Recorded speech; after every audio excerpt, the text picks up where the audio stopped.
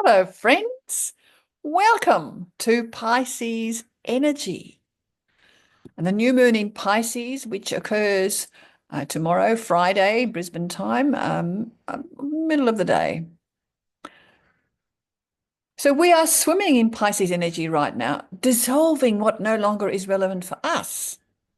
Neptune, the ruler of Pisces, is in the last few degrees of the sign where he's very much at home and has been working at dissolving illusions since early 2012.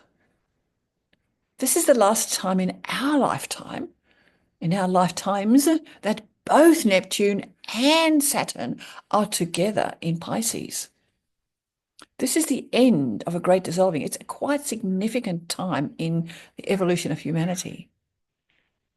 We've had the opportunity to release what no longer works for us in order to welcome the new energy that's coming in when Saturn and Neptune change signs and come into Aries, coming from a water sign into a fire sign. Amazing. Our new moon in Pisces is yet another new moon at 9 degrees, indicating that we are in ending times. And the universe is certainly giving us plenty of signs to complete what we've been doing or how we've been being and prepare to renew ourselves. This new moon occurs just before 11 o'clock Friday, Australian Eastern Standard Time. So do adjust for your location.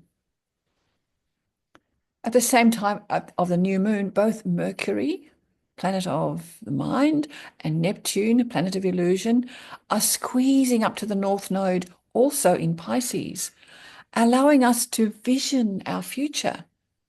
Allow your imagination to run free. What sort of life would you like for you and for humanity? Neptune encourages us to dream big. Now remember, energy follows thought. So use this creative energy freely and wisely. The north node of the moon, which is in the middle of Neptune and Mercury, indicates where we're heading as a collective. Pisces energy suggests that we are growing closer to our spiritual connections and our intuitive voices. Now, astrologer Lisa Salvatore has an excellent video explaining the nodes if you're interested, and I'll put the link below or in the notes. Now, as always, new moons signify new beginnings, and the energy of Pisces helps to melt away resistance and let go of structures and behaviors, maybe people, that no longer work for us. What do you need to complete so that you can have a fresh slate on which to write your next chapter? This is the opportunity for you to align with new and different frequencies, to call in fresh opportunities and other wisdom. Do allow yourself some quiet time to meditate on that. Understand that inspiration is unlikely to manifest when we are rushing from one activity to another. Oh, got to do this. Oh, I've got to do that. I've got to be somewhere. Oh, my goodness. Just slow down. Now, I think I need to take a bit of that advice myself, but that's how it is. Allow yourself time to be in nature. Walk along the beach or the riverside for aquatic inspiration. Just find time just to be. Have a look at your own chart and see where 9 degrees of Pisces falls. And it will be in that house sector that you experience this new moon energy. Planets in your chart that connect with 9 degrees Pisces will also be activated by this new moon. So square aspects, 90 degrees, indicate friction and opportunities to adjust your energies and behaviors. Sextiles, 90 degrees or 120 degrees, 60 degrees or 120 degrees, show where the energy is flowing easily. It may not be noticed, but if we know when it's there, we can really take advantage of it. But like catching the wave when we see it's coming in when we're surfing. Now, as we observe the wider world, there are many aspects of life that are dissolving. Donald Trump's new regime has moved quickly to dismantle institutions and practices that he believes no longer serve his people. Now, we may or may not agree with him, but perhaps he's simply the agent of change that we need in this world.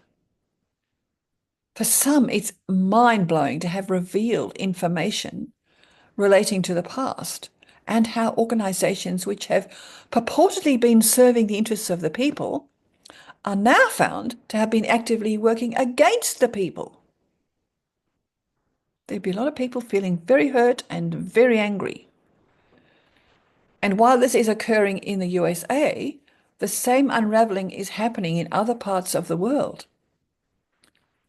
And on the other side, it's also very difficult for those people in those institutions who've lost their jobs through no fault of their own. They've simply been following directions and doing what they've been asked to do. So not only is Neptune dissolving what no longer serves, Pluto in Aquarius is actively building the energy of the people who are now demanding more transparency. Look around you and consider what might be occurring in your community that follows this trend. I've just been part of a conversation in which a local person is questioning the a view tax being levied against residents of high-rise apartments on the Gold Coast. Fancy being penalised because you've got a good view? Really? Well, on the practical side, what is Pisces energy and how best can you harness it? Pisces rules elusive states, joy, psychic sensitivity, and reliance on higher power, spiritual healing. People with lots of Pisces energy often allow themselves to be either victims or sacrificial lambs. And this is an unconscious behavior. Just consider your own behavior and if you are allowing yourself to be a victim to another's desires, or if you are willingly sacrificing your own needs to those of another. Once conscious of those tendencies, you have the power to change your behavior. Remember, when you're true to yourself, only then can you serve others wholly and completely, providing good service, love, and compassion without compromising your own energy. When you deplete your own needs in order to serve another, you're not fulfilling your role here in humanity, and you're setting yourself up to be unwell. So Pisces energy is also about toxins and poisons. So be conscious of what you are putting into your body and your mind. You have one body. Keep it healthy and well. And remember, toxicity can appear on the screen and on the radio also. Hands and feet. Pay attention to your hands and feet in this Pisces energy. What happens when your feet are injured? Your feet are your connection with the earth. Walk barefoot on the sand of the grass, notionally being nurtured by Mother Earth. It helps ground your energy and keep you in the reality of the now. How do you manage if one hand cannot work? Have you ever had a broken arm where you had to do all things with one arm, often the non-dominant arm? Pain in the hands indicates that you are out of touch with your needs and your heart's desires. You use your hands to express love for self and for others. I suggest that in the energy of Pisces, you treat yourself to a manicure or pedicure or both. If you have calloused or problem feet, Maybe it's time to consult a podiatrist or other specialist. Yet another beautiful treatment in this Piscean energy is a reflexology experience. Susie treats my feet regularly. And different parts of the feet correspond with parts of the body. And the reflexology treatment is a great way to monitor your body's health. Now for a little bit of Neptune energy. We've all heard of the Wizard of Oz, and many of us have seen movies or plays of his story. Have you ever considered the following perspectives? Now, this piece appeared to me on my Facebook feed, and I've known some of it, but not all of this. So, the Wizard of Oz carries deeper symbolism than meets the eye. The straw man represents the fictional, all caps, legal entity, the person. He longed for a brain, but instead received a birth certificate, symbolizing legal identity rather than true intelligence. The Tin Man represents the tin, taxpayer identification number,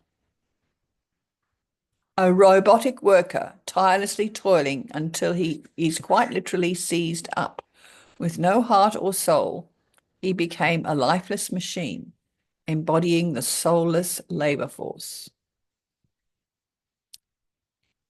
The Cowardly Lion appeared fierce, but was truly fearful, much like a bully who backs down when confronted. In the end, he received an official recognition award, symbolizing authority and status rather than true courage.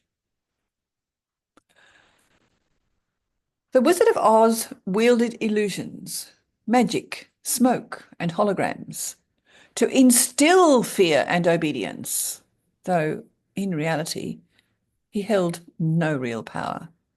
His influence was based on deception, not authority. The Wicked Witch ruled through fear and intimidation, commanding the flying monkeys, her enforcers, representing the Bar Association and their control over the people for the Great Crown Wizard, the corrupt bankers of Oz obsessed with gold. The poppy field symbolized a drug-induced slumber. Dorothy, being a real human, was affected, hinting at how pharmaceutical influences were beginning to take hold. Pardon me. The story was written during the rise of Rockefeller and Big Pharma, when medicine and education were being monopolized. This might be a surprise for some people. The Crown, already a major player in global drug trade, was expanding its reach. Toto, the one the witch truly feared, means in total in Latin. Small but fearless, Toto exposed the wizard's illusions. He pulled back the curtain, both literally and metaphorically, revealing the fraud behind the system. The word curtain also signifies the end of an act, marking the moment of revelation.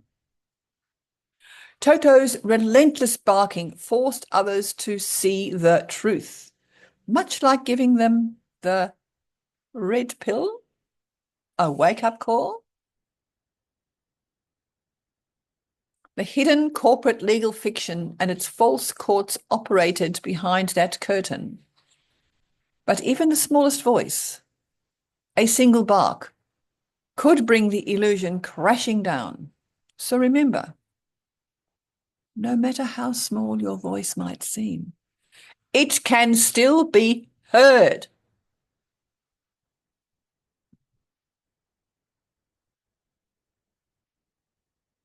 Now, while in this Neptunian space, I attended a preview of the Astra Lumina, so stars lit up display earlier this week. It's a delightful experience after dark at the Currumbin Wildlife Sanctuary.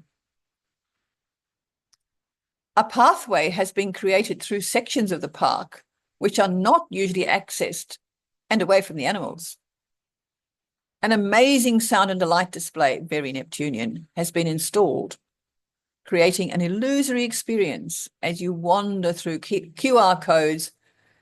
As you wander through, QR codes encourage access to more information. Maybe when you're on the Gold Coast, you'd like to explore this adventure. Now, let me talk to you about yoga for happy hormones. This has been on the drawing board for me for a little while. So many people believe that hormones are substances created by the body for reproductive purposes. And while this is true, hormones affect more than reproduction.